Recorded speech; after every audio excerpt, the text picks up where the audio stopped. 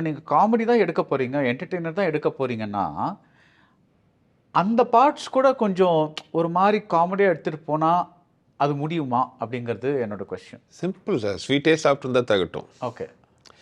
நீங்கள் வந்து இப்போ உதாரணத்துக்கு ஒரு பழைய படம், ஒரு சீரியஸான மூவி படத்தில் பார்த்தீங்கன்னா காமெடி ட்ராக் வைப்பாங்க. ஆமாம். ஏன்னா வெறும் சோகத்தை சொல்லிட்டு இருந்தாலும் அது போர் அடிக்கும். அப்போ நடுவில் வந்து ஒரு காமெடி ட்ராக் வந்துட்டுருக்கும், இல்லை ஒரு சாங் வரும், அந்த பிரேக்.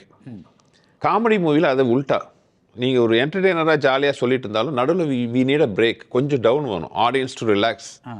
ஏன்னா அவங்களோட 2 ஹவர்ஸாக எந்த ஹியூமன் வந்து அப்படி கான்சன்ட்ரேட் பண்ணி ஒரு படத்தை பார்க்க மாட்டாங்க. ஸோ அங்கங்கே கொஞ்சம் டீவியேட் பண்ணணும். ஒரு காமெடியாக இருந்தால் சோகத்தை வைக்க ஒரு ஸ்லோ பண்ணணும் ஒரு இடத்துல, இல்லை ஒரு ஸ்லோவான ஒரு சோக படமாக இருந்தால் அதில் ஒரு காமெடியோ சாங்கோ வச்சு சின்ன ஒரு டீவியேஷனுங்கிறது இட்ஸ் மஸ்ட். ஸோ அந்த மாதிரி தான் இப்போ கேங்கர் இது மதகஜராஜா பார்த்தீங்கன்னா அந்த ஃப்ரெண்ட்ஸோட ட்ராக்ல ஒரு சின்ன ஒரு கேப் வந்துட்டு இருக்கும். அது இருந்தால் தான் அதுக்கப்புறம் ஒரு காமெடியோ ஒரு என்டர்டெயின்மெண்ட் ஃபேண்டோ ரசிச்சுட்டு இருப்பாங்க. இல்லைனா கண்டினியூஸாக நீங்கள் சிரிச்சிட்டே இருந்தாலும் ஒரு ஸ்டேஜில் போர் அடிச்சிடும். Because laughing is a tiring process. ஒரு 5 நிமிஷத்துக்கு மேலே சிரிச்சிட்டு இருந்தோம்னா நமக்கு டயர்ட் ஆகிடும். The new Vivo V70 Elite powered by flagship level Snapdragon 8s Gen 3. Buy now.